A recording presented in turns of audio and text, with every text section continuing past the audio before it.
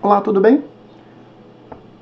Eu vou fazer aqui para vocês um resuminho do que a gente vai conversar amanhã no evento Diálogos Acadêmicos, produzido ali pela Pró-Reitoria de Pesquisa e Pós-Graduação e Inovação, com o professor Eli Lopes, da Silva. Eu vou começar, minha preocupação é falar o seguinte: o que acontece com a escrita acadêmica em tempos de inteligência artificial. Vamos ver. Bom, primeiro vamos falar do plágio 1.0, que eu coloco ali antes da inteligência artificial. Como é que era que acontecia? E aí tem uma pesquisa de 2018 da Unicamp, que ela revela que 87% dos estudantes chegam à universidade sem saber o que é plágio. Essa pesquisa tem um link ali para vocês. E isso é importante porque a gente precisa falar mais sobre esse assunto, porque os alunos muitas vezes desconhecem, e fazem plágio, cometem plágio sem saber que estão fazendo plágio. Eu acho que os casos de plágio são sempre intencionais, apenas 4,5% concorda totalmente. 13,9% diz que concorda parcialmente, 22% não tem opinião, é incrível isso. E discorda totalmente 25% e discorda parcialmente 33%. Então vejam que esses números mostram qual a opinião dos jovens sobre o plágio acadêmico. Isso é uma pesquisa de 2018 ali pela Unicamp. A gente pensa às vezes que plágio é só questão de estudantes, mas não. Olha aqui, diploma de doutorado de professora é cassado por plágio na Federal de Minas Gerais. Aí uma matéria ali do Estado de Minas, de Daniel Camargo, de 2015, E a professora é avaliadora do Ministério da Educação também. Ela fazia avaliação adicional. Então vejam a gravidade, E na internet, vocês podem procurar ali. Quero comprar um TCC, você vai encontrar. Comprar TCC e monografia pronto. Site confiável para comprar TCC. É muito escancarado, As pessoas não têm nem vergonha na cara de pegar e colocar isso, anunciar, E aí você vai encontrar também ali como comprar um TCC pronto na internet, vídeo, TCC comprado, como a banca sabe, e TCC comprado, a banca sabe? Então vejo aí um professor também alertando isso, se é possível detectar ou não. Então a confusão já existia mesmo antes da inteligência artificial. E aí, já que a gente está falando de combate ao plágio, nada melhor do que do ponto de partida falar do manual antiplágio, Temos vários aí no IFSC, em vários campos. Eu só coloquei o link aí de um, que é esse aqui do manual antiplágio do campus Jaraguá do Sul Centro. E também tem muitos livros que você pode ler para melhorar a sua compreensão sobre autoria e plágio. Esse do Dr. Marcelo Krokotsk, Autoria e Plágio, eu acabei adquirindo ali para me preparar até para essa live, e é muito interessante, muito didático e apresenta muitos exemplos concretos de como fazer a coisa certa, como fazer a citação, a referência certa, Então ele mostra claramente como fazer. Então fica a minha propaganda aí, minha reverência aí ao Dr. Marcelo Krokotsk, que tem um site também chamado Antiplágio. Vocês podem procurar na internet, ele é muito famoso por esse assunto. E no mundo, o que acontece? O que está acontecendo em relação ao plágio no mundo? No MIT, eles têm lá um código de conduta acadêmica, de integridade. Então, primeiro, integridade acadêmica. Então, eles dão lá algumas orientações para os estudantes. Então, a palavra integridade é muito forte, vai aparecer em muitas páginas, mostrando a importância de que os estudantes sigam os procedimentos e políticas do MIT. Em Harvard College, eles têm o código de honra do estudante, e também tem a palavra integridade. Então vejam que eles têm um conselho que é usado para esse fim. Então muito importante entender então que as universidades, nesse caso eu peguei 2 universidades americanas consagradas, elas têm essa preocupação com a integridade acadêmica.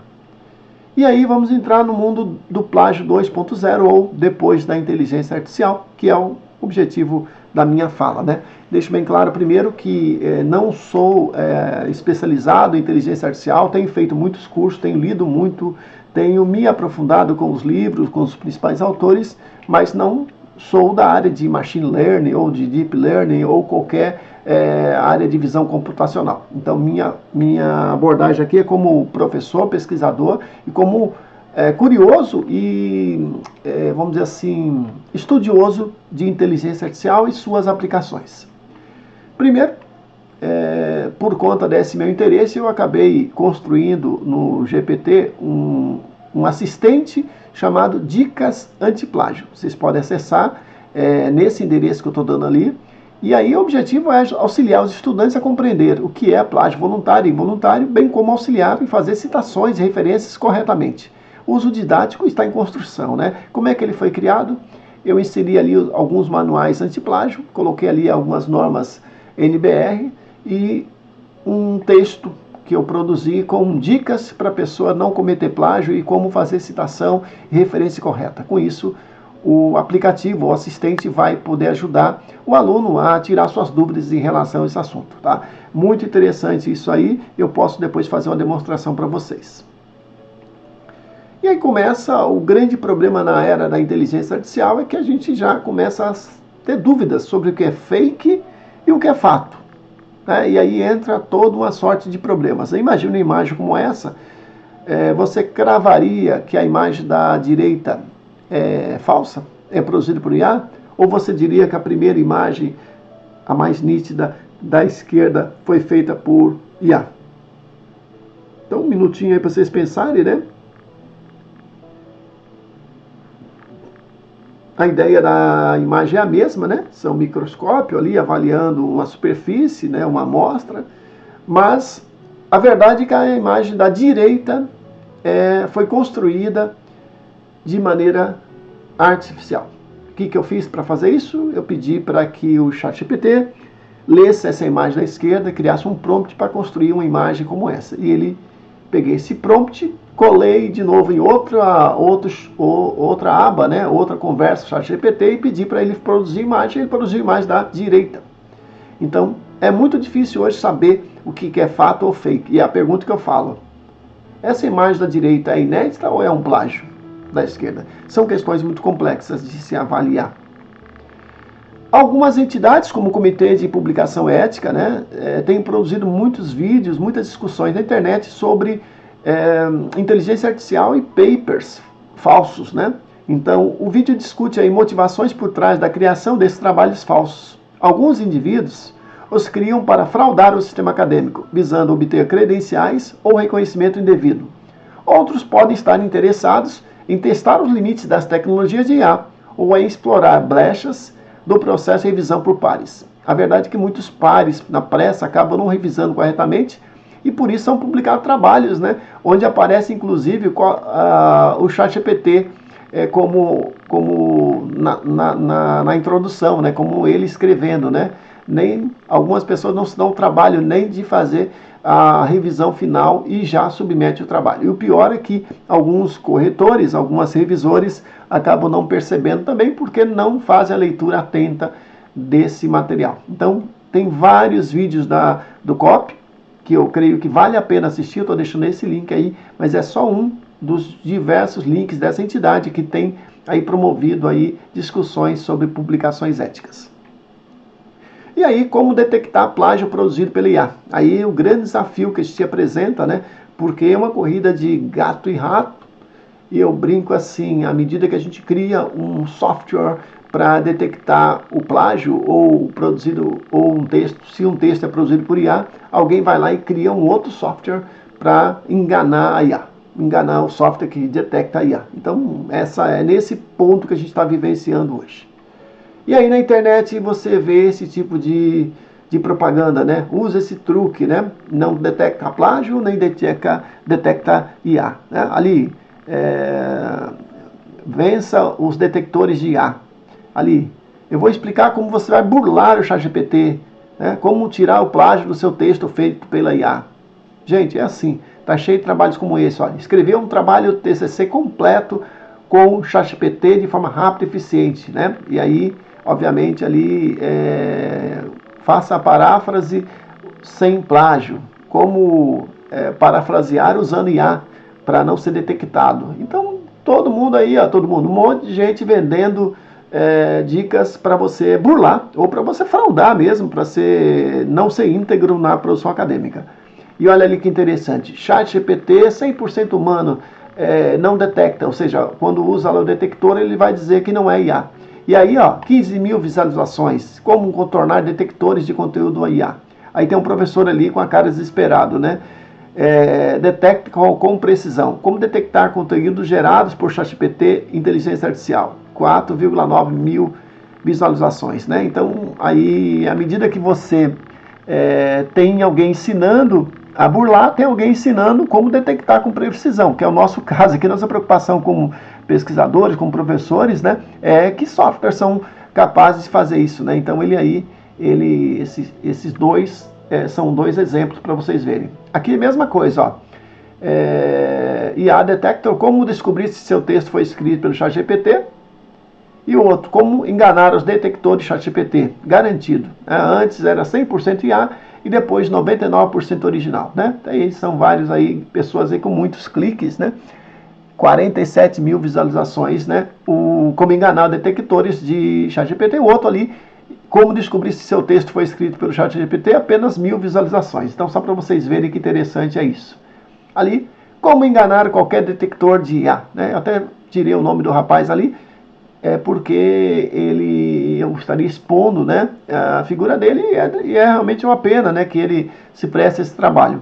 E aí a professora ali ensinando, né, o detector de plágio, detecta texto gerado no ChatGPT em vários idiomas, né? Então ela um vídeo ali da revista científica Núcleo do Conhecimento. De novo, provavelmente aí 4 mil visualizações para detector de plágio e 46 mil visualizações para como enganar qualquer detector. Então os números falam por si. E aí eu acabei testando alguns desses detectores de AI de plágio. Então acredito que vocês devam fazer o mesmo, né? Eu acho que todo educador tem que avisar os seus estudantes, né, quando vai orientá-los, que vai fazer a conferência do texto preliminar usando IA. Então que não tente, porque isso é possível de ali quebrar uma relação de confiança, inclusive da retirada do orientador do trabalho e, inclusive, desqualificação ou mesmo reprovação do trabalho perante a banca. Então, é preciso, sim, orientar o estudante como fazer a citação correta.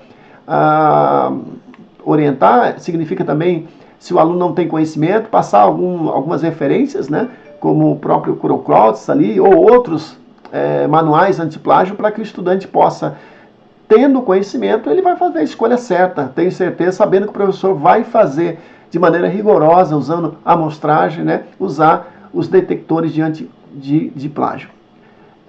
Eu não sei falar direito, Tornirring, né, para prevenir o plágio aqui, ó, muitas universidades usam esse software, ele é pago, é importante também dispensar se vale a pena a nossa instituição fazer a assinatura, né, eu acredito que a assinatura institucional seja mais adequado do que cada professor fazer isso individualmente. Então, no mundo todo, esse é o software mais usado para descobrir plágio e também para descobrir IA.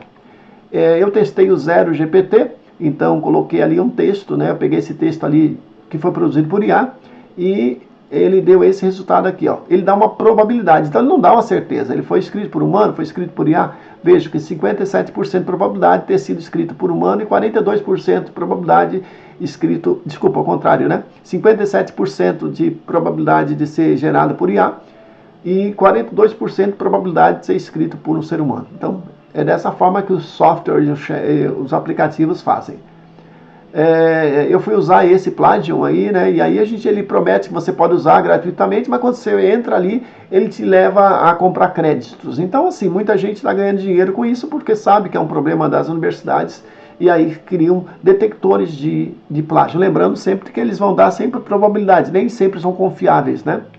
E aí eu estava brincando, né, pedindo ali se era possível construir um detector de IA usando uma programação, usando um script de Python. E o que é mais interessante é que sim, né, e eu vou trabalhar nisso nas próximas semanas e talvez eu disponibilize aí para vocês.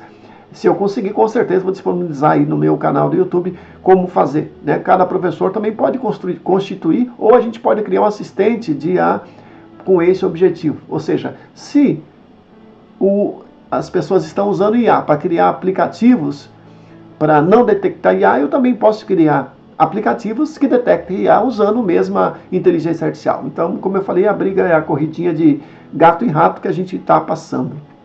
E aí, eu acredito muito nisso, né? Eu acredito muito na formação das pessoas, por isso parabéns aí aos idealizadores do diálogo acadêmico. É importantíssima essa conversa com o professor Eli Lopes ali no diálogo acadêmico para falar sobre esse assunto tão importante, mas eu acredito também em código de honra, acredito que declarações como essa devam ser organizadas. Inclusive, uma proposta que eu faço é que se constitua um GT, um grupo de trabalho, para se criar uma minuta de uma resolução sobre conduta e integridade acadêmica,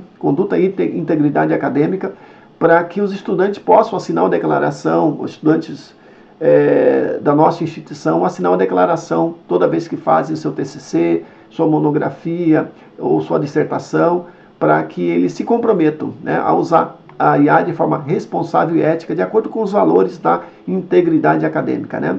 Eu acredito que toda vez que se usa IA, seja para se fazer uma correção de texto ou organizar referências, deva ter uma seção específica. A inteligência artificial foi usada para isso e para isso, com muita clareza e transparência. Eu acho mais honesto ser feito assim do que as pessoas usarem e não contarem que usaram, né? E é isso, muito obrigado pela atenção.